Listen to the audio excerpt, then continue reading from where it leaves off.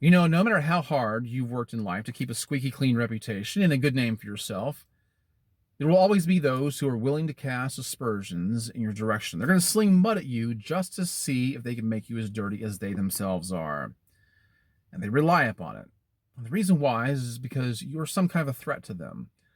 You're some you're some kind of competition. You might be the kind of person that people just naturally like. You might be an individual who instills confidence in others. But regardless of what it is, what they see is someone who's standing in the way of what they want. And other people want to align themselves with you. They can't have that. They can't have that at all. We see this happen around election time all the time, don't we?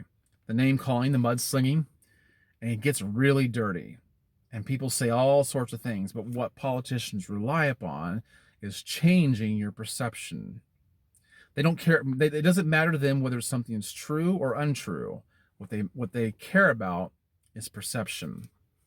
Abraham Lincoln is famously quoted for saying, "You can fool all the people some of the time, and some of the people all the time, but you cannot fool all the people all the time." But isn't it true? All you need to do is just fool enough people long enough to get the vote. It doesn't happen just on Capitol Hill. It happens to us in everyday life likewise. Let me tell you about a man named George Smathers who is running up against Claude Pepper in 1950 for U.S. Senate right here in my home state of Florida.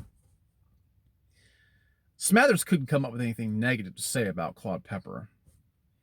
So what he did was he told the truth. But he changed the way he said it. And he got to people. He really got to people. And this is why you need to learn from this.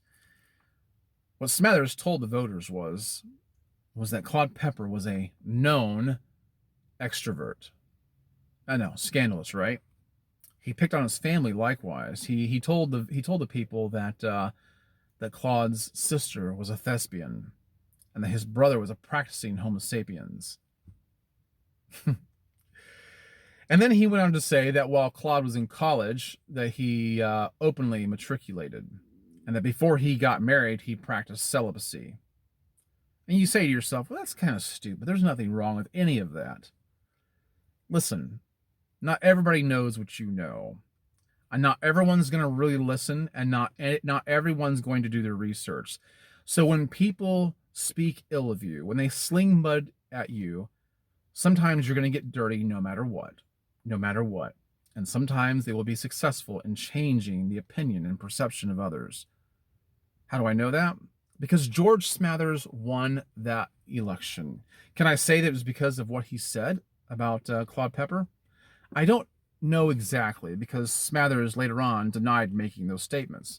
But here we are 70 years later talking about it.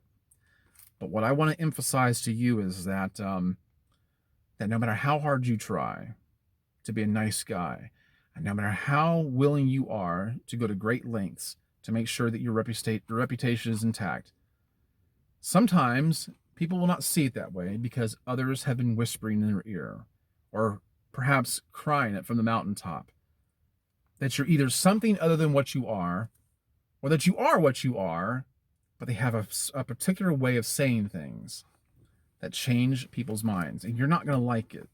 You're not going to like it. You're not always going to win. But keep in mind, the people who voted for Smathers based on what he said were foolish. And do you really want their vote anyway? I think not. I think not. Learn how to delineate. You wouldn't want those people aligning themselves with you anyway. If people are going to say negative things about you that are either true or untrue, and they're going to win the confidence of people, they're going to sway their opinions about you to them, then you didn't ever need their vote anyway. Always remember that. You'll keep your sanity that way. Guys, I hope you've appreciated this. I hope it's meant something to you. If you do like it, please hit the like button and subscribe. Share it with somebody who needs to hear it. Thank you very much. Catch you in the next one. Bye-bye.